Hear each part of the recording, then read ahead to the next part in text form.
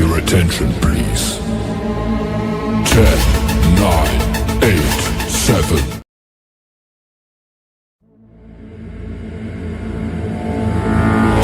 Ladies and gentlemen, may I have...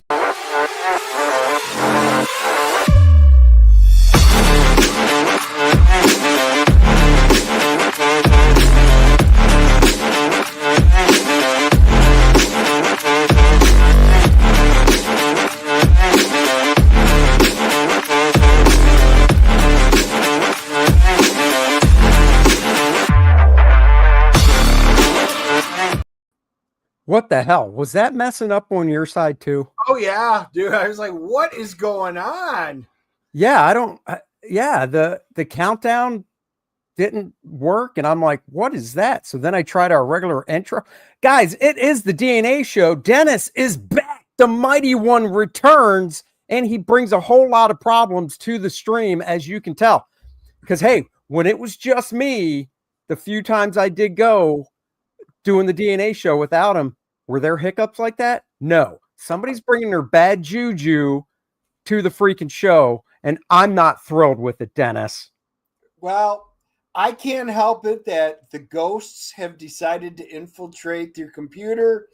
I am sorry if the lights start flickering. That's because you've angered them with one of your Dallas Cowboy comments or something, and the ghosts are just going to come get you this show. I'm sorry. There's just not much I can do about that. Yeah. All I know is good to be back. It is good to be back, even with all of Andy's technical problems since he's running the show. And it has been a miserable couple of months here.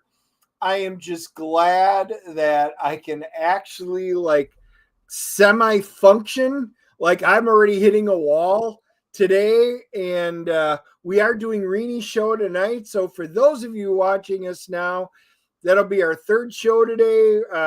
We were on Apex this morning. We've got a great guest. It's been a while since we've had Darryl on. He'll be joining us very quickly. And then tonight at 7, we'll be on Reenie's channel. Guys, that'll be my whole day. I'll be wiped and I'll be sound asleep early tonight. I guarantee you that. Yeah, I can imagine. I'm kind of tired too. All I know is, hold on, what's this say? That reminds me, thank you again for bringing good luck to the Bears. You got it. All I know is, dude, if you wanted a few weeks off, you just had to ask. You didn't have to feign this. Oh, I've got a little kidney infection. I mean, come on. You don't need to lie to me. I know you. We're good pals. You could have just said I need a couple weeks. Oh, okay. So reading in between the lines, boy, I needed 2 months away from Andy, and that's the best way to do it is to get kidney stones. Yes. Now wow. I know in the future how not to have to talk to Andy, guys. You bastard. How dare you? Look at guys. We are going to say hi to everybody in the chat. Quick, look at that. Joe Bernardo, Darryl, aloha, my Buckeye brother. Yeah, he was excited. I actually talked to him when I was on my way.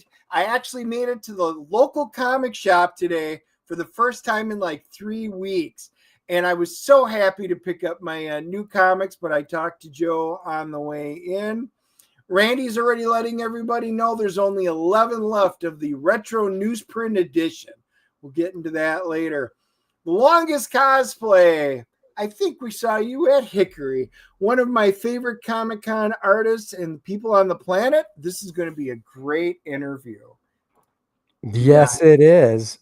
It definitely should be for sure. Randy is dropping links and everything down in there. JP's like, I'm really excited for this one. I have a commission request with Darryl. Oh, boy. Love to hear that. Is it a request or is Dale working on them? I can't wait till we bring Darryl in.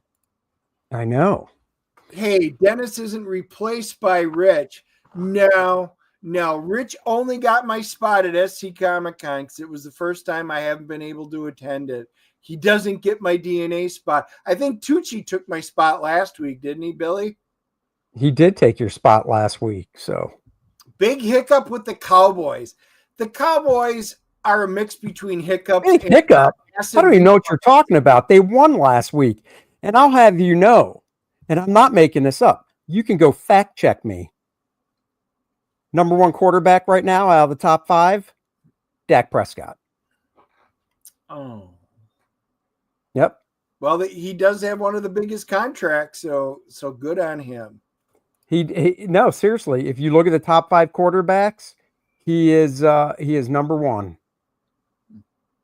So Okay, just saying, it's true. Look it up. Look it up.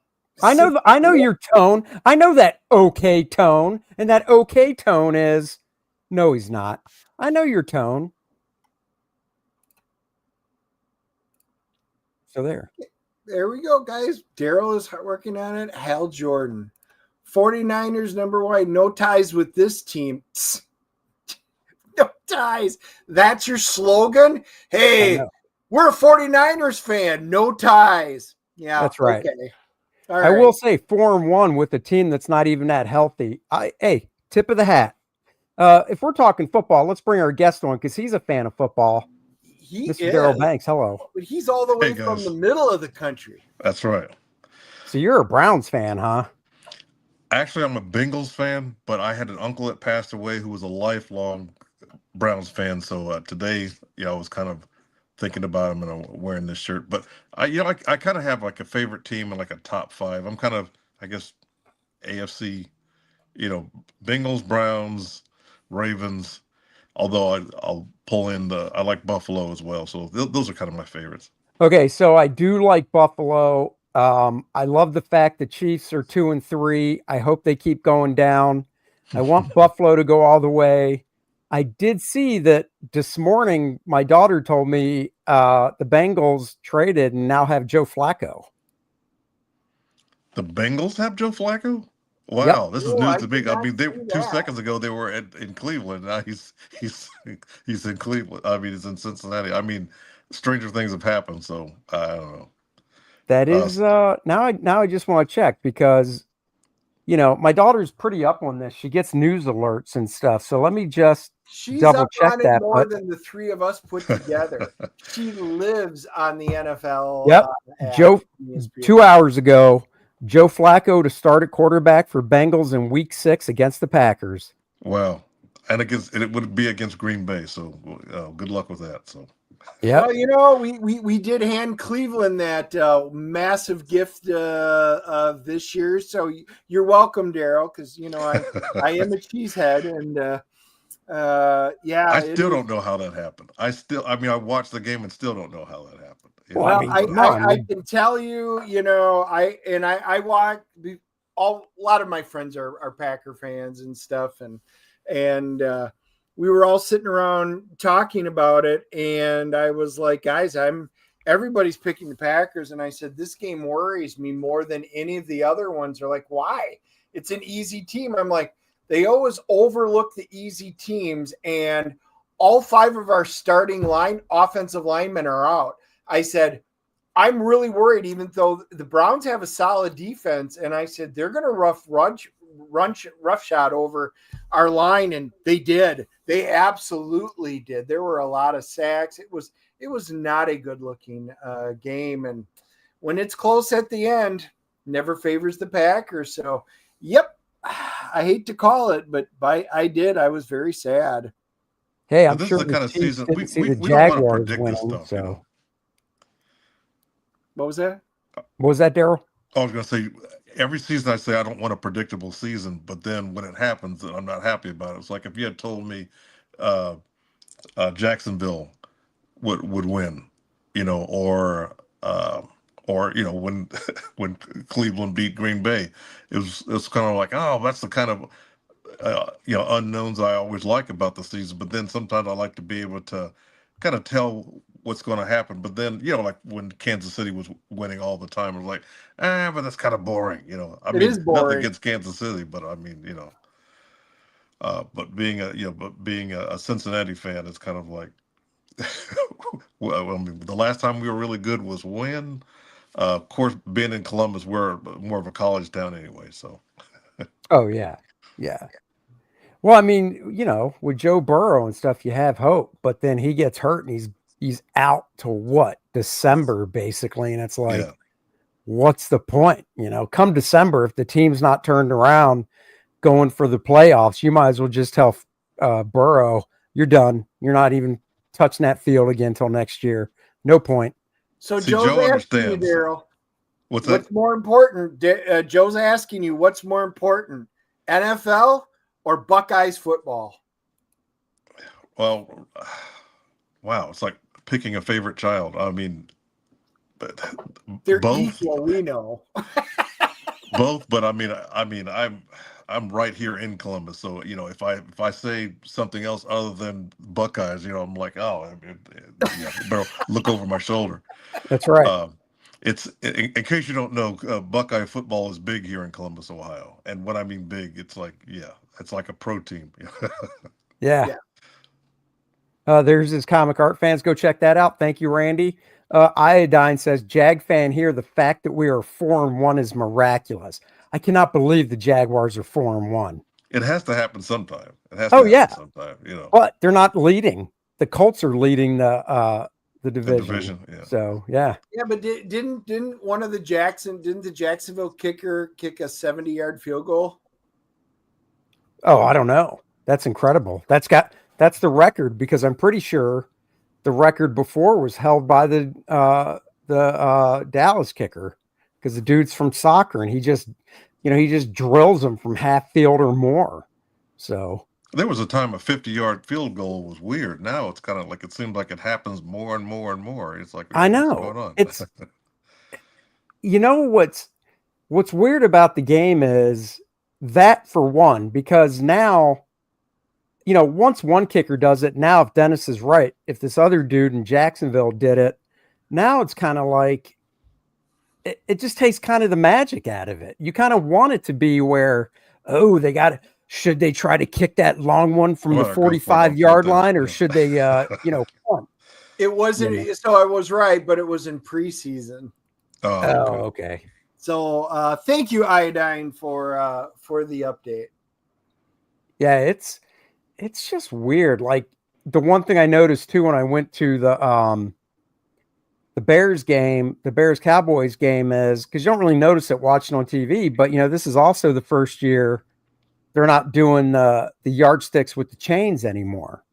It's now, basically with a laser, or whatever, to see if they make the first down, which is nice because it's more accurate. But there's just something about seeing the line judges run out with the chains and pull them tight and mark it and stuff. I mean, a guy will say, "Oh, I'm the one that moves the chains." What are you going to say now? I'm the guy that moves the laser.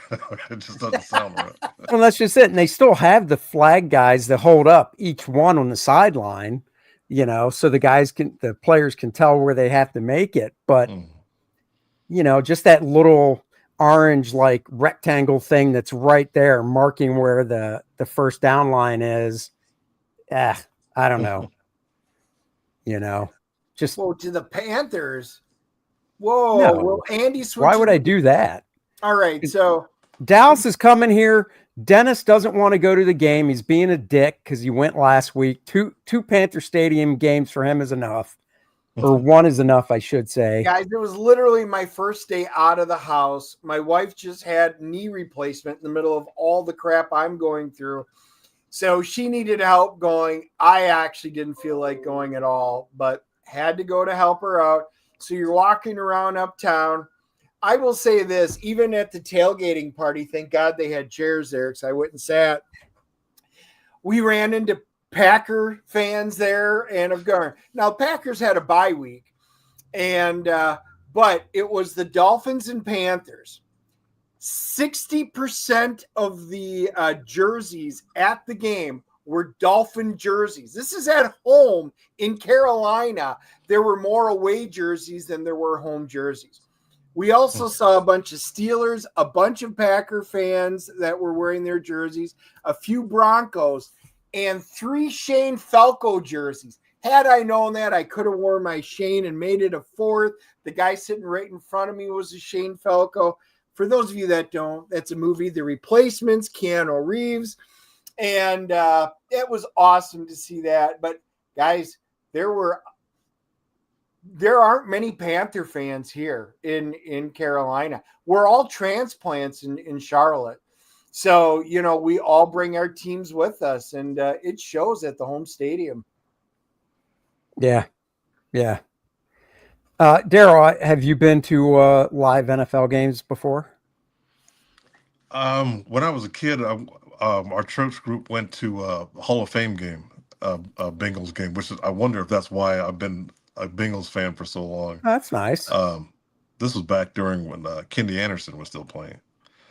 I just realized you got the Hall of Fame right there, don't you?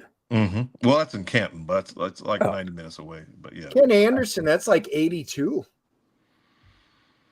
Well, this would have been before that, because I don't know how many seasons he was there, but when we met him, that was maybe around 80. Okay, something like that. Wow, that's before Collinsworth, because Collinsworth is an '80s guy, right? When he played, Yeah. Later. So can't believe he played football. When I first started watching Chris Collinsworth years ago, when he first started announcing, I didn't know he played football. I didn't care about the Bengals in the 80s. So why would I know? And then when I found out he played football, I'm like, that guy played football? He's a receiver.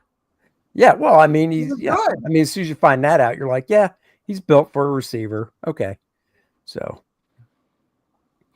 Darryl, what's been shaking down? Apparently you're working on a commission for a friend of ours in the chat. Yeah. Now that I've got a little downtime, I'm kind of getting caught up on commissions. As you get busy, it's kind of like, I've got commissions to finish. I don't think I have that many, so I should be able to get to his this month, no doubt about it. I'm doing that, and also I've been putting off learning Illustrator. I don't know, Andy, if you use Illustrator for lettering. I assume that's what you mean, or. Well, just vector art, period. Oh, I only know how to do lettering. Okay, because I thought, I want to make a tablecloth for shows, because I've got a banner and stuff, but I'll see guys that have a tablecloth. I'm like, but then you've probably seen the ones where just it has their life story on it. It's like I'm thinking of just something simple, like maybe my name and maybe a couple images. That's the thing, is just deciding what to put on it. I mean, it took me years just to even do a banner. I think I was at a show with Stuart Sager, and he's had several. He had just one. He just had his name and Batman on it, and that was it. I'm like, okay, I'll just start there. So, matter of fact, it's time for me to update my banner. I've had the same banner. I've had two banners, but it's the same image. I've had to replace the first one. Yeah. Broke. Like it. How you get the spring kind of breaks inside. Oh, yeah. Yeah, that happened. So, but I kept the image the same. So I'm like, yeah, I think it's time to just try a different image, Yeah, I think so. I have a tablecloth. So I know Illustrator for lettering, and that's it. And I'm not anywhere near pro letterer, but I have a tablecloth. The only thing I have, it's black, and the only thing on it is the Astonishing Comics logo right on the front big, and then on each side. I don't know, honestly, though, because I know you're thinking the vector art because it's going to be large on the tablecloth. I honestly don't know if you even have to worry about that. I think print-wise, unless it's a super small JPEG, I think if it's a good-sized TIFF file, high resolution, I think it'll blow up just fine. Okay. And like I said, you don't want it that busy anyhow. Right. And I mean, obviously it's up to you if you want to learn Illustrator to do it. It's just another tool in your toolkit to say you know how to do. But I don't think it's that necessary for a tablecloth. Mm-hmm. For a banner, a friend of ours, because I'm with you, I've had, we have our Kor-Drath banner for our book. But I have my Andy Smith banner, which is a Power Girl that I did because, she's an eye catcher. Mm-hmm. But what a friend of mine did, and I'm like, oh, that's a good idea. I might have to do that. His banner at the top, because the one thing I see people do, and I did this at first, the bottom of the banner, they'll put some type of text, right? Mhm. It's like nobody can see it because it's Right. on the floor behind your table. So honestly, any real estate from about the height of the table down on the banner is useless. Yeah. So don't put anything important down there. So what my friend's banner or our friend's banner at the top, it has his name. And then around it in like that top third, Mhm. he pulled logos from the different companies he's worked for. Okay. Now he's worked for like Hasbro and a lot of different places besides Marvel and DC. Mhm. But the point is he pulled logos of those companies or the different shows he's worked on as well. Okay. And he populated around his name with those logos, and then below that is just a nice big image of whatever he wants, Right. And I think that's actually a really good idea for guys like us that have been in the business so long that, and I'm sure this has happened to you, so anybody that's below 20 that comes up to you probably doesn't know your name from comics because we've been doing it for so long. And if they're Right. 20, when they were born, but if you see those logos, and this is just going from my friend's experience, people will come up and be like, "Oh, you worked for so-and-so. Oh, you worked for, oh, what did you do? Blah, blah, blah." So if I do a new banner at some point, I'm thinking about maybe going that route. Don't you have a first man banner? I don't know. That's a Mandela effect. I'm like, I picture you had a first man banner. I have, like I said, I've got a few. So I've got the Kor-Drath, but that's Kor-Drath. I've got my Andy Smith with Power Girl. I've got an Andy Smith with Penumbra. That's the female from First Man, the female character, because once again, might as well put a hot chick on the banner. Right. And then I've got a Andy Smith Demigod for when I did Demigod with Ominous Press. Right. Right. So, but no, I don't have one with just First Man. No. Okay. So, but I would Ominous think Press for are you, they still around? no, Oh, okay. I didn't think so. I haven't heard anything. So no, unfortunately not. But yeah, I think for you, obviously Green Lantern.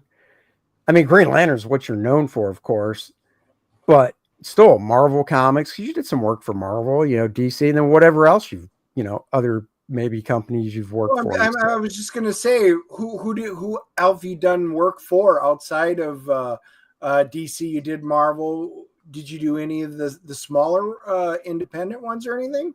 that's how I started. I mean, when I got into comics, I was, people think I started at DC. I wish. I mean, I was a half decade in the Indies before doing anything DC work. But on top of that, you mentioned Hasbro. I've worked with Hasbro for a while. Yeah. Mattel, I did the toy thing, which was ironic being a toy collector. I'm like, oh, this is a tax write-off now. Yeah. I still do commercial art to this day. I mean, when comics go up and down, that's great Oh, to have something to fall back on. Yeah, I think if you put stuff like Mattel, Hasbro, stuff like that, I think you never know. It might draw people over to the table. Or if you can even narrow it down from Hasbro to the specific property, same with Mattel. I used to bring my Hasbro stuff with me to the cons and nobody cared. Oh, what was it? I mean, like, what was it that you worked brought? on Marvel Legends. I worked on G.I. Joe. And I would bring some of the, the artwork, the turnaround stuff, and nobody cared. It was kind of like, yeah. So Really? anyway, Green Lantern, I thought, well, I'll stop bringing it then. Yeah. I thought, having a variety, I guess, I don't know. I kind of feel like I've done things before and after Green Lantern, but it's like, face it, I guess I'm just a Green Lantern guy forever, Well, I mean, which dude, you that's worked not on terrible, it. but You worked on Green Lantern for a decade, pretty much, right? it was off and on. It was like 8 years, but it wasn't a solid 8 years. I mean, I was never that fast. I mean, that's Still, how Paul Pelletier and Jeff Johnson and, well, Andy, when you and I worked on it, it's Yeah. like it was whatever I can squeeze in there. But I mean, I think it's not a bad years, thing. man. 8 years is a hell of a run, whether you have fill-ins or not. The bulk of that 8 years is you. Like instead of looking at it like 8 years and you had guys helping out, let's see if you can, because I don't know, but let's see if you can narrow it down like this. Out of the 8 years, right?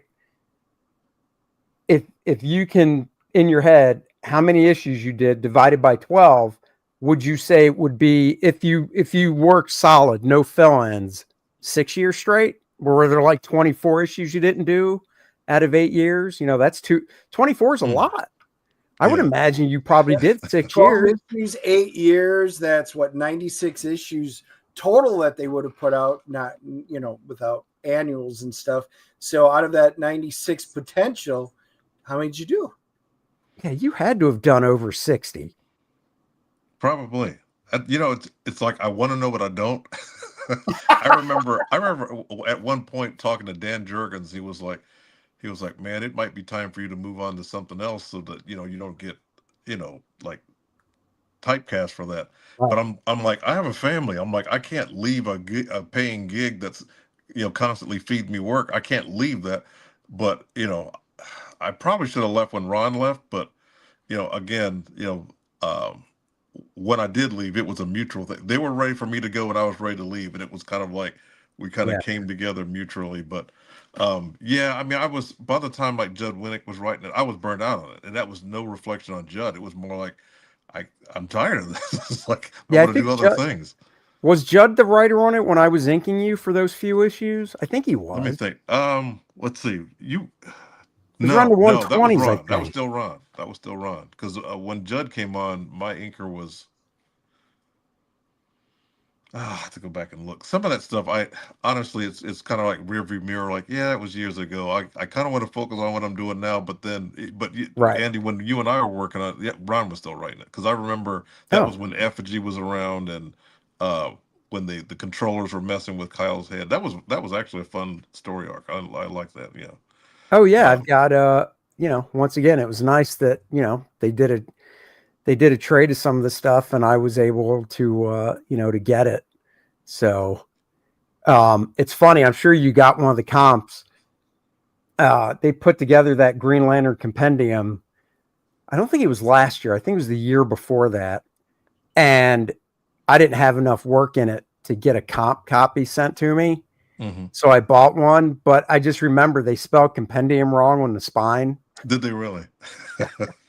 You know, it's funny with comps. It just depends. I mean, there was one that had some of my issues in it.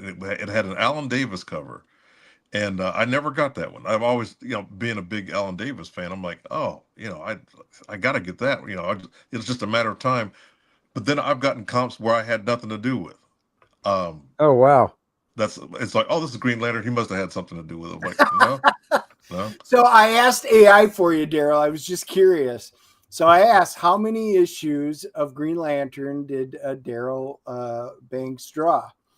Interesting enough, it said Banks drew most of the issues from number 50 through 142, along with co-creating Kyle Rayner. He was responsible for designing costumes for Parallax, Graven, and Fatality Doctor.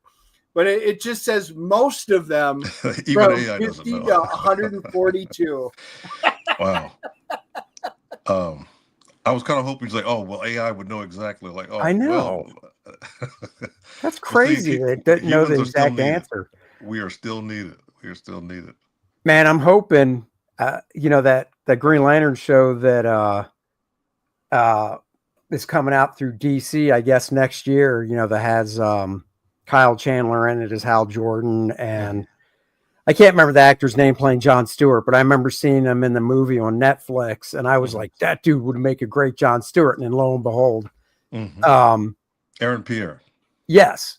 And Guy Gardner's in it too. And I'm like, man, they got to put Kyle in it. Because if you put Kyle in it, you're going, yeah, baby, give me some of that money now. Well, you know, there's an animated series, a Jessica Cruz animated series, and I guess Kyle is in the story at some point. I don't know if he's as a Lantern or this is like a younger Kyle, but you know, a lot of that stuff is reimagined anyway. Like they did My Life with Superman or whatever. It was kind of like a reimagining.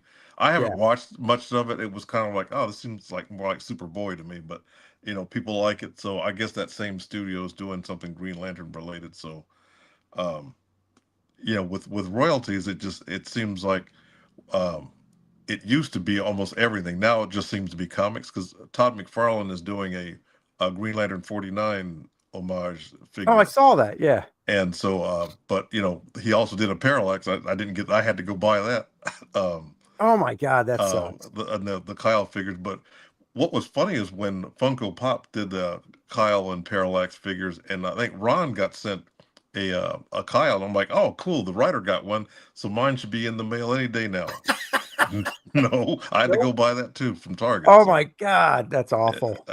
So I mean, that's um, but when I was at the show, people were really excited about the. It seems like Marvel and DC are back to doing crossovers again. Yeah. Yeah. So that's I signed some of there's like a huge Marvel DC compendium with all that stuff, which I guess they can't send me a comp of because of the Marvel part of it, but that's like $100 book, and every time I go looking for it, it's sold out. I don't want to pay too much on eBay or something, but just the idea that people must love it because it's been spiking my royalties lately. So I'm excited as well. I would love for Marvel and DC to do a Green Lantern Corps Nova Corps crossover. Oh yes. I just think, I mean, let's be honest, the Nova Corps is basically the Green Lantern Corps anyway. Yes. Oh, yeah. It's like clearly that was inspired by Gil Kane's original concept. So I would love for that to happen. I don't know, what are some of Marvel DC crossovers you'd like to see? I mean, one, and this is something, it's basically, they're doing the facsimile editions now of things, which cracked me up because I don't know if you remember, but it was like a decade ago when DC did a few, but Marvel was just pumping out these true believer editions that were $1. Remember those? And they were reprinting, just one-off issues of like, oh, it's the first appearance of this character. Oh, and it would say true believer at the top. It was $1. Okay. And they did, I mean, I've got almost a short box full. They did tons of them because, I mean, for $1, I didn't care what it was a reprint of, because it was, some stuff was from the 70s, some stuff 80s, even 90s, whatever. And then I remember, Marvel got the idea of going, let's put out this facsimile edition, which is literally like it's called, and you've seen them, the exact book, the way it looked back in the day, except the price is, current $3.99, and at that point, when they saw those things selling, I think they realized, why are we doing true believer editions for $1 with new ads when we can just charge the regular price of $4 for facsimile, and we don't have to do shit. It's that a little disclaimer saying these ads won't work, basically, Oh, right. Was it? So, I think DC and Marvel were doing that. Oh yeah, DC's putting out facsimile editions monthly of the original Batman Hush right now by Jim Lee and Jeff Loeb. And Marvel, starting in January, has been putting out Fantastic Four, starting with number 1. So number 10 just came out. And they're doing the foil edition too, which is what I've got right here. There's my foil edition. Is that number 10? Yep, that is number 10. Yeah. Okay. So they're doing the foil editions, which, even though they say $4.99, every retailer charges $9.99. Oh, wow. So coming out next year, it's the 50th. God, make you feel old, right? It's the 50th anniversary next year of Spider-Man Superman crossover. Thanks for making me feel. I remember the day that came out. Hey, same here. The day that came out. So they're doing a facsimile edition. That was 50 years ago. Yeah. So they're doing. Hey, Brohawk says, "What up?" Hey, that's a going. They're doing a facsimile edition of the Marvel version and the DC version next year because they're going to be doing a new Spider-Man Superman next year. Oh, really? Okay. Yeah, but they haven't announced the creative team yet. So I'll be buying those facsimile editions for sure. Even though I have the originals, it's like the Superman Muhammad Ali facsimile edition. I'm looking right at it, even though I've got the original. I just love that. Thing, yeah, but with Superman Wonder Woman, the Garcia Lopez, I have the original, but I'm like, that thing is like a textbook, so I bought the facsimile version to study it. Yeah, exactly. Facsimile versions, I get always the foil ones. Joe said, this is what I was going to say, and Joe kind of preempted it there. You know what they need to do is they need to do a movie, or even if it's an animated movie. Quasar versus Kyle Rayner. That way you both get your payday. Wendell Vaughn versus Kyle Rayner. No, they need to do a comic book version and have us do it. I do a cover. That's what you Darryl does a cover. We draw that's a commission we should team up on. I do Quasar, you do Kyle, we draw them fighting, and then how about a mini series, the Green Lantern Corps, Nova Corps. You've done more Marvel stuff. You do the Nova story. I'll do the Green Lantern story. Right. Then we'll have one where the actual team up. Special. There you go. We got to pitch this stuff, man. I mean, it's kind of like the squeaky wheel gets the oil. I know, but yeah. So I got to admit, it's like Dennis. Now I'm not buying the Fantastic Four like Dennis is because I've got the trade, or I have the essential black and white edition of the Fantastic Four stuff. But if they were to do, I'm not getting the Hush stuff either because I still have the originals of that. But if they were to do a facsimile of Avengers, maybe starting with #1, like they're doing with Fantastic Four, I might get on that bandwagon and buy them because they've done a few facsimile editions of a few select issues of Avengers that are key. That I bought. Do you remember the old Masterworks hardcovers? Oh yeah. I have those. Still got them back here. I love them. They're your first runs where they had the embroidered gold. Those were the best. And then the second, third prints and stuff, they went with regular lame covers. But man, those first runs on them. I'm an X-Men fan, and I've got the X-Men ones. I've got some of the Spidey, Fantastic Four. Marvel Masterworks were the bomb, and I think at the time they were like $39.99 or something like that a book. They were worth every penny. Mm-hmm. Yeah, I mean, I look back at some of those. A buddy of mine, do you know? I don't know if you know him or not. Do you know Drew Geraci, Darryl, the anchor? Yeah, we did a show in Knoxville a few years ago. Yeah. Okay, so Drew has a great YouTube channel. And a lot of the stuff, and he talks about the stories and story arcs and stuff. And sometimes he'll do a show dedicated, like he just had a show drop a few days ago dedicated to Wally Wood working at Marvel. Oh, okay. And he'll pull out his hardcover Masterworks and stuff. And a part of me is, I think he has I don't think he has every Masterworks, but I think he's close. Okay. Did he get his comps or he bought them all? No, I think he bought them. Yeah. Okay, because he worked at Marvel, so he did. But I don't know if they gave comps of those things out unless you were really high up. Maybe. Oh, okay. Marvel was never as good with comps as DC was. Well, I've never done enough stuff for Marvel to be able to. I always wondered stuff like that. So does Marvel do the same thing as Oh, they're awful. Yeah, no, Marvel. At DC, you remember working on Green Lantern, right?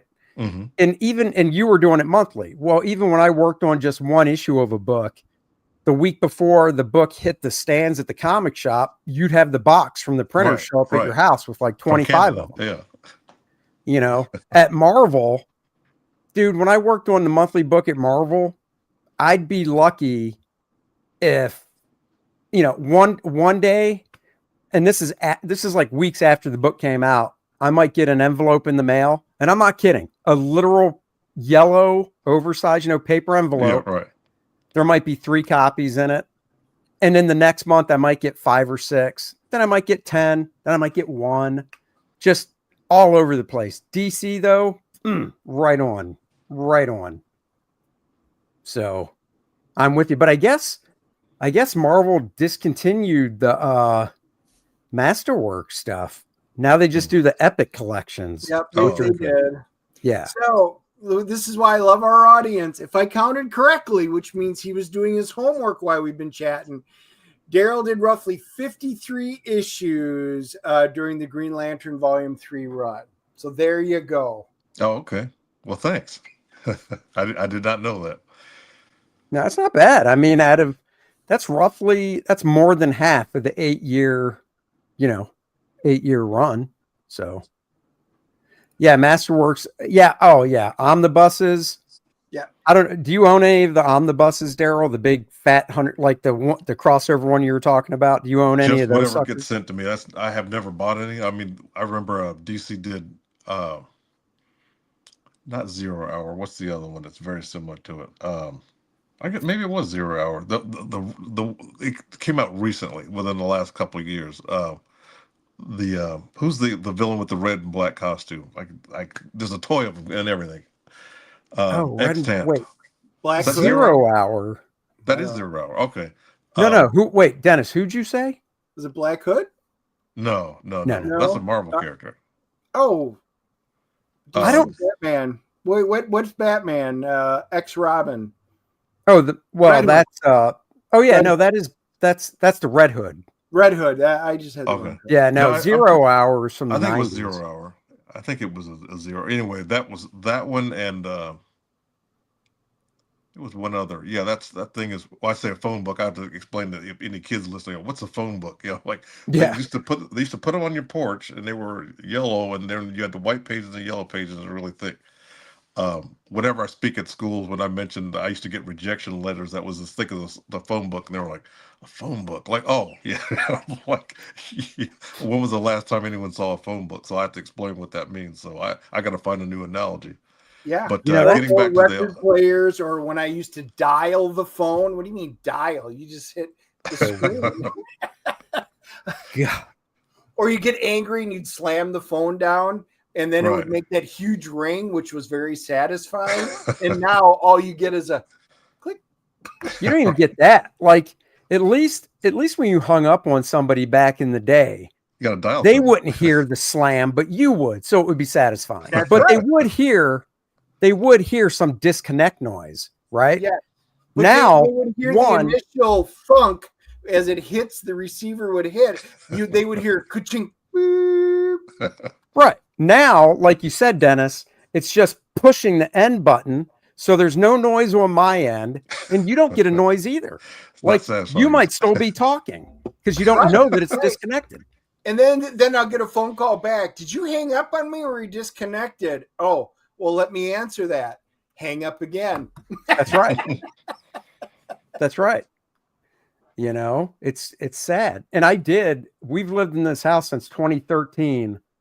And for the first few years, you know, that once a year on the driveway in the plastic bag, there were 2 phone books, but that went away pretty quick. Yeah. Oh, okay. Yeah. I mean, do you even have a landline anymore? No, but I got rid of it within the last 2 years. I mean, I had it, but I just wasn't using it. I've always had this. Well, what if I'm like, no one I know, family or otherwise, is calling it. But at one point, I had some commercial jobs where they had that old phone. But since then, they were more email anyway. So it was like I'm paying for a landline and the phone. Well, I was getting so many, we can save you on your auto insurance or whatever, and it's fake, like the warranty type of thing. It was all those. I'm like, I was taking off the hook. I'm like, now how much does this cost to me a month? It was like $40 a month or something. I'm like, yep, for something I wasn't using. So I'm like, yeah, just get rid of it. So I'm still trying to get my mom to get rid of it. She still has her landline. I'm like, honestly, other than telemarketers, who calls you on that? Yeah. Yeah, because when you talk to her, it's on her cell phone, right, Dennis? Yeah, everybody, the whole family does. Randy, the old phones were so heavy, they were often used as murder weapons. That's right. Think of the old TV shows, the old Columbo kind of, murder mystery. Yeah, they were used as that, unless they were the princess phones, those slimline ones that hung on the wall. Yeah. That's what we had. And then we talked so much, they put on 50-foot cords so you could actually grab it and literally, because I would wander through the house, go up the stairs, and I, just like I do now when I'm on my phone, I'm usually not sitting here. I'm usually talking and wandering around the house. They had to put 50-foot cords on so that I could, the stretchy cords, so you could sit there and wander through the house. Old technology. I remember my first scripts, even with DC, I didn't have a computer, so they had the fax, the thermal transfer fax machines. I remember buying one of those from Office Max or something. Yeah, when I was I did an interview on this woman's channel. I don't think it's out yet, but she was asking me, well, you've been in the business a long time. What's really changed? And I said, well, I mean, God, when I got in the business, I'd get a FedEx box with a bunch of the paper because DC and Marvel supplied paper, which I imagine they still do, but most of their guys are probably digital. And then in the box was the script. And if the script wasn't ready, it would come through fax. And then I had to either buy a copy machine, which I eventually did, because before I mailed the pages up, I would send faxes up of the reduced copies of my pencils. And then I'd, mail them up once they got approved and stuff. So, yeah. Then you had to make reduced copies. Now, I don't know if you remember this, Andy. You're the first person that told me, hey, there's a scanner that you can get for your computer big enough to handle an 11 by 17 page. I don't know if you remember that. Yeah. I just recently threw that scanner away within the last 6 months or so. I'm like, are you serious? Yeah, I had it. It was just in a box. I'm like, obviously I couldn't use it. It wasn't compatible with anything. I'm like, hey, this is that Andy Smith scanner. Because I remember you told me and a few others, like, I found a scanner big enough for our artwork, and it was such a game changer. I didn't have to go to get photocopies and shrink them down to fax. And I'm like, oh, I can do it all from the comfort of my home. Yeah. That was and the funny thing is, I still remember the brand. It was a Mustech. That's it. The Mustech. That's Mustech. it. Wow, you remember that. That's Mustech A3 USB, I believe is what it was called. Well, I didn't have the USB. I had the old parallel pin version, Oh, my first one was. Okay. And then that one, I don't remember how long. It lasted a long time. And it was only like, Art of Roy, Mustech. Yeah. It was like, and this is, 20, 25 years ago. It was only like $100. It wasn't that expensive. No, it wasn't. But there were smaller scanners that were way more expensive. When you told me about them, I'm like, oh man, I couldn't afford that. I was like, no, they're Mustang. They're not that expensive. So sure enough, yeah. So the only thing is my computer at the time was so slow. I couldn't do anything else but scan. If I was scanning, it's kind of like, well, gotta go do something else because it would take up all the resources, Yeah, and then if you tried doing something else while it was scanning, once the image uploaded, if you were working on your computer because it was pulling memory, you might see a little skip in the scan or something. You're like, oh, I got to rescan it. But now I've just got the big Epson all-in-one, which prints and, scans and everything. So when you do your commissions and stuff now, are you doing, obviously the final commission is on paper because it's for someone, but do you do any of your rough working out digitally, then print out in Lightbox, or do you just still work? You know how this works. That's exactly how I do it. Matter of fact, earlier today, I had sold some headshots at Richmond, so I was doing a headshot of Hal. Oh, nice. And so this is they're going to be the pencil and ink, but this I use Clip Studio Paint. To do my prelims for things. Oh, so wait. So the one that you just showed, after you do the rough in Clip Studio, do you print it out and Lightbox it? Or do you print it out and so you print it? Okay. Because I've done if there's anything you want to promote, Darryl, just let us know. Website, anything. I did link your Instagram in the description for people. Okay, thank you. Appreciate that.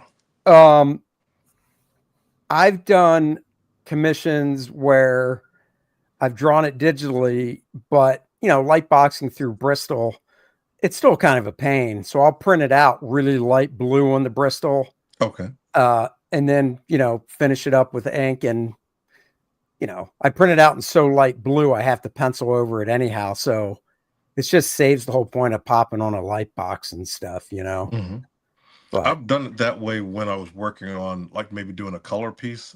And I'll print it out on it really light so I can go back and add ink and the color to it. But for the most part, my light boxes are pretty bright. They can handle even, most Bristol, but certain color stock, heavier stock, no, it's not clear enough. But yeah, I do all my commission prelims digitally. Comic wise, it's been all digital, but it wasn't always that way. I remember I first started trying to work digitally I had an old Wacom, like the kind of you're drawing down here and the screen's up here. Oh yeah. But I could never. It just took too long. I feel like it was slowing me down. So I had to eventually get a Cintiq, and now, that's my favorite way to work. Yeah, I think coloring that way before there were Cintiqs wasn't bad. It was like, okay, that wasn't that slow. I couldn't imagine drawing that way. I've never drawn anything that way. I I've didn't met do artists that. that they prefer it. To me, that's just like a talent. I'm like, I don't get it. No, I unlike don't you, know. you can't see it, but right in front of the monitor I'm looking at a 35-degree angle is the big 27-inch diagonal Cintiq. Mm-hmm. So when I do draw digital stuff, I can do that, and then I could have a video or something up in the foreground. But yeah, but do you find when you're drawing digitally though that because of the ease, I guess you could say, of going, oh, you know what? I don't like the way this leg looks. Obviously you don't have to erase it, so you can add a new layer and draw over top. So if you don't like the new one, you've still got the old one. But do you find that because it gives you that flexibility to do that, that it might even slow you down some It did because when I first you can started. overthink? It certainly did when I first. I mean, gosh, it's going on maybe 8 years now. But at first, yeah, because one, I was learning the programs in Mhm. general. But now it's a lot faster. I mean, that's how Yeah. it's like slowly but surely I was finding myself doing more comics because like, when I was just completely traditional, I just overthought everything. I mean, everything. But now, yeah, just I have a certain rhythm of how I work as far as from sketch to the final thing, whether it's a comic page or even a commission. It's more like, it's like a step by step how I kind of make sure that I'm maximizing time. Right. Um, but yeah, when I first started doing it, oh yeah, it completely slowed me down. It reminds me of when I was learning comics, period, learning linear perspective. I'm like, I don't want to do all that vanishing point stuff. And then I was learning it and it slowed me down. Then it sped me up. I remember Right. about some of my first work was with a company called Innovation. Yeah. And I remember I was sent like examples like this is what comics is supposed to look like. And I remember getting a bunch of Bart Sears and Ron Lim artwork. Oh, Hero Um, Alliance, right? yeah, Hero Alliance and the something mutant X mutants or something like that. This was before Ron Lim was Ron Lim. It was Oh like yeah. so I'm like, okay, so this because my pencil samples were based on real loose. Do you remember the Marvel Tryout book with John Romita Oh Jr.? yeah. That's the first time I ever saw pencils. I didn't know what pencils are supposed to look like. So my stuff was really, really loose and non-specific. And, they were like, you gotta tighten it up more here, like this. And one of the pages they sent was, and Bart, it was this little kid on a big wheel going like by an alley with a fire escape and all that and all this detail. I'm like, it's supposed to look like that. I'm like, maybe this is not an industry for me. I don't know. So it was like, they're showing me some of the best there was at the time. I'm like, oh, okay. So, but I mean, it helped because it showed me, if you want to do this, the standards are pretty high out there. So, Yeah. Yeah. It's funny that you mentioned those issues. There's only one issue of that Hero Alliance I'm missing from the amount that Ron Lim and Bart did. mhm. And I've got they did a graphic novel where they, collected. I don't know if the graphic novel was first and they broke that up into a few singles or vice versa, but I love that early stuff that Ron was doing because Mhm. you look at it and I'm willing to bet if I ever did like a stream where it's like, this would actually be a fun live stream to do is, find like some of the very first work by artists and then find the most current and show the before and after, I guess. But that Ron Lim stuff, you can't even tell it's Ron. Which issue am I missing? I will, because this is visual, I will actually show you the cover because there's a couple volumes to it. So even if I said the number, it's Hero Alliance Volume 2, number 3, and I believe, oops, this is, let me do this. Oh, wrong one. There we go. Wait, where are you guys? There we go. So I'm kind of hoping you have it since you asked. That's the issue I'm missing. So if anybody has it and wants to sell it to me, contact me, because that is the one issue of Hero Alliance I am missing right there. So Volume 2, number 3. So, but I don't know, man. I'm finding, when I go to shows, I was at this one show over the weekend, South Carolina Comic-Con Junior, the one unfortunately Dennis couldn't attend. And I did. I bought one book that I was looking for that was like, well, it was $8, but I know the dealer, they gave it to me for $5. Other than that, I bought a bunch of dollars. It wasn't even dollar stuff. It was 2 for $1 stuff. Right. And stuff like that. I'm like, you know what? I'll get this. Cause even if a year from now I'm going through my stuff, I'm like, I don't want this anymore. Who cares? It was 50 cents, throw it away. But I do want to share this one video that, Joe Bernardo, if you're still watching, you tagged us on Facebook. So AI, as we all know, is coming, has come really far. And there's specific AI video stuff that I think is intriguing. And I'll share the screen. So this is a short. That's why it's in the vertical format. So I can't flip it. But I don't know if you've seen this, Darryl. I've seen it. You've seen this exact video or this? Not this exact video, but I've seen it's like, I don't know, like Runway Walk. I saw one with like Batman throughout the years. This is just crazy. And the one reason I'm sharing it is, when we get to the Superman, I'll pause it, because on the Superman, it looks like they tried to do Henry Cavill's face, but it's just like this Wonder Woman, it's the regular costume. And my whole point behind showing this is, these movie guys like James Gunn and stuff, you don't have to overthink these costumes, guys. Like, I think this Wonder Woman costume works just fine the way it is. So let's, I don't have the sound up because we don't need to hear it. But, all right, here we go. So yeah, I think the Wonder Woman costume, I think that works. Nice little shake there. This is just, I don't even know who that is. I wouldn't have wasted my, who is it? Giganta. Oh, look at that Aquaman. That's great. That Huntress, nice. Fire looks good. I mean, that looks more cosplay. I don't understand what's going on, why Hawker would even look like that. Because that's look at this. That looks like Henry, doesn't it? Definitely inspired by really close. Yeah, I mean, it's not dead on, but when it was a straight on shot of his face. But look, but the big point is, there's the costume, guys. It's not that hard. Like, Darryl, I don't know if we talked, because we did check. The last time you were on was 4 years ago. So it's been a while. So I'm assuming. Wow. Yeah. Yeah. So I'm assuming I had to look it up. I says, we've had him on, but I says, it's been a hot minute. So we looked. Wow. It was 4 years ago. Yeah. Too long. Wow. Okay. So I'm assuming you've seen, obviously, Justice League and Man of Steel and all that. Okay. Nothing about the story. Let's just focus on Superman. Thoughts on the Superman costume that Henry wore?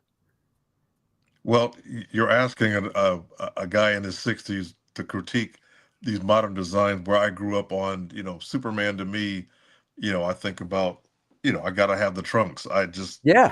It's not just because I'm an old guy and that's how it is. More like the red breaks up all that blue. I think when you just have nothing but, you've got the cape and the logo and then all this blue and then back to red boots. To me, it's like a ratio. Yeah. So I mean, that's just how I see it. Well, what did you think of? I'm going to hit play on this. Now, I haven't watched this video past this point, so from here on out, this is all new to me. What did you think of the? Did you see the new Superman movie? Yes. What you think of that costume? I'm not big on the collar, but at least he's got the briefs back again. He's got the red trunks again. But I don't know. I feel like Superman needs, I would have brought down that collar. I don't know. To me, it's more like it just feels like a strength thing. To me, characters with collars is more like if they are more energy based or they're royalty or something. That's, you know, it's more like just the thought process I go through. Like why I gave Parallax a collar, like he's a bigger deal. So it's almost like Yeah, harkens to royalty. That's where I feel a collar comes in. I mean, I guess in some ways you could say, well, maybe Kal-El is like the prince of Krypton. I don't know. So, but that was my main thing. And they want to put textures on every costume now. I'm like, I, you know, I don't know. I just it's almost like that same basketball texture. I don't know why that's so big. It is. It was more like that's just where they're at now. I mean, to me, I mean, even with toys, like when McFarlane did a Kyle Rayner action figure, it's got all this texture on it. I'm like, when DC Direct did Kyle, it was nice and smooth the yeah. I'm way I trying to intended think, it, right? but you know, Which Kyle? So I only have one Kyle figure from McFarlane. hmm It's you're talking about the one that you designed. Is that the one you're talking about? well, I mean, neither one of them are dead on to my design. It's more like kind of the modern take on it, where the silver doesn't go all the way to the back. Now it's just in the front. But now McFarlane did the same one. He did a second. My favorite one that he did was the one that comes with Kilowog, the 2-pack, where Oh, I don't know if I saw that one. the green is more accurate. It's a darker green. Where I think the first one I felt like was just a little too light in my opinion. Let me take a But look. So my thoughts on the Superman. Let's just see. I'm trying to find that Kyle Rayner, Todd McFarlane. Oops.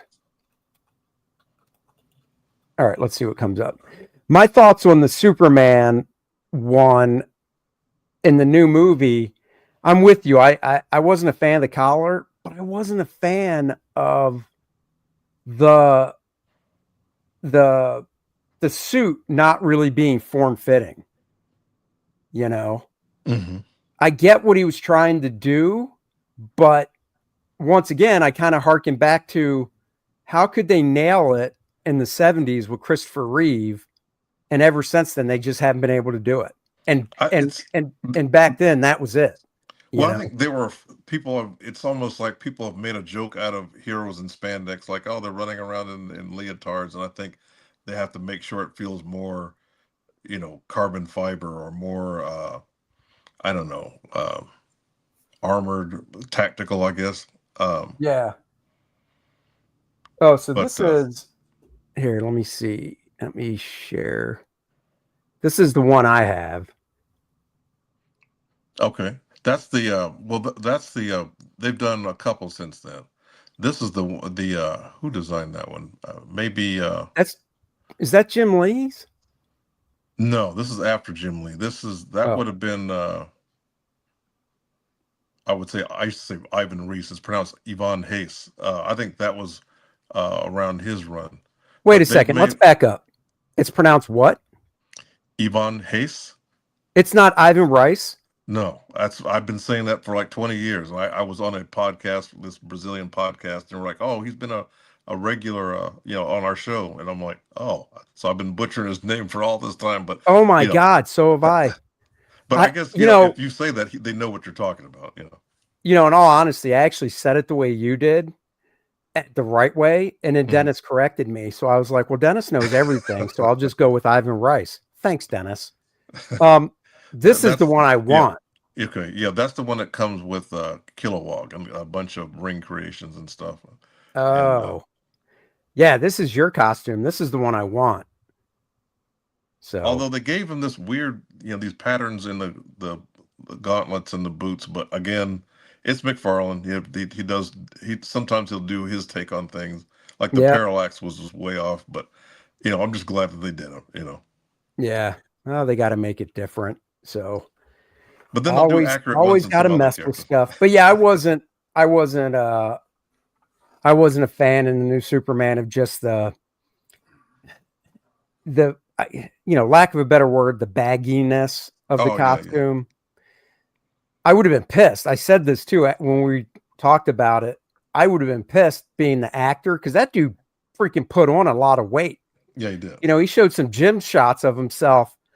And I mean, he was right up there with looking as good as Cavill did without a shirt on. And then he wears that suit and it's Right. you It's can't like, even see it. Why did he go through all that for what reason? So Yeah. but maybe in the sequel, we'll get more of a form-fitting costume. Because I mean, if I was him, I'm like, hey, if I'm going to put in that kind of work, I kind of want to see it. You know. Yeah, So, I agree too, because obviously we know they're doing a sequel, but the thing with the Superman sequel compared to like Iron Man, they did all the different movies, and then every movie he guest starred in, it was a different armor. So by the time Endgame came around, he had up to right. 45, 46 armors, right? The Right. Mark 48, whatever. But it makes sense because he's always innovating. Right, Captain America, same thing. It was like, well, the first costume was from World War II. The second costume was more present day. So that made sense. With Superman, though, if they make big changes, like I think they'll make subtle changes, but you'll still look at it and go, it's the same costume. Well, even the Cavill like we're costume, talking it about, got tweaked here and there. what's that? Even the Cavill costume between Batman versus Superman and Justice League, there were some slight differences. Right. And I didn't notice it until I saw some side by side, because in my mind it's the exact same. Like, no, there is some difference there. Right. And that's what I'm saying. I think the problem is they can't make the amount of changes we'd like tighten the suit up. Because even if they keep the same design and tighten it up, you might think, why did Superman change his costume? Right. Did you I don't watch know. Superman and Lois? Yeah. The show, like his first appearance costume. I'm like, wow, that was almost dead on to the to the Fleischer stuff. And I'm like, could you do like maybe give a reason like his regular suit gets destroyed, he has to go back to that one? I was like, wow, that was dude, that suit was I know that episode. That suit was freaking phenomenal. Yeah. Yeah. So well, we're gonna wrap it up here. Do you have anything that you would like to promote right now?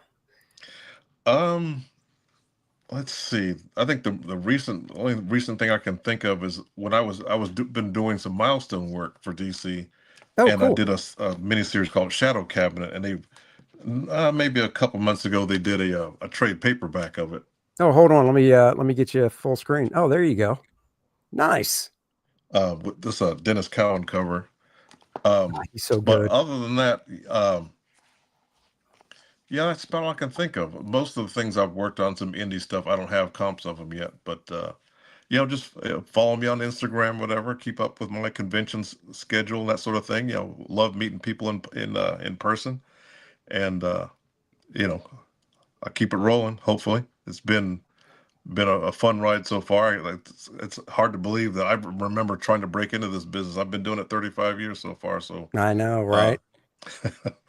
So 35 years and you just turned 50. So I mean, look at you. You started young. I just turned 50. My 10th anniversary of my 50th birthday. That's right. Well, guys, of course, Lilineth, Infernal Conflict right here for you guys. Dennis, talk about this real quick. I want to grab something to show everybody from it. Well, guys, Lilineth is back. You asked for it. You wanted to know more about this intriguing character from the first two graphic novels of Kor-Drath. So you get to find out about the infinite field of infernal conquest and her backstory, how she's in one of the layers of the abyss and something happens. And it'll really give you the backstory of how she gets into the Shattered Reach and what's going on.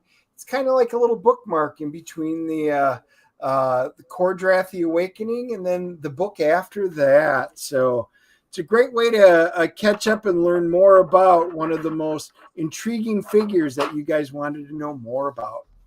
There you go, guys. And just so you know, the link, of course, is in the description below. You can get the box set collector's box, comes in a nice collector's box. You get all the covers. The foil cover we just added to the campaign now will be in the collector's box, so even more bang for your buck.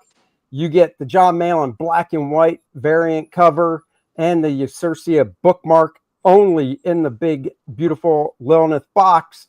Of course, the 2-inch minifigure.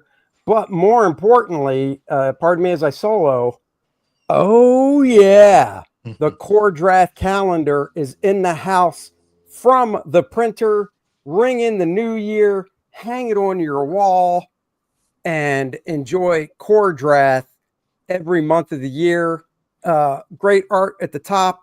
The art is incorporated in the calendar design. We've got some fun dates and stuff marked in here, birthdays and such, and special events that take place in the Shattered Reach.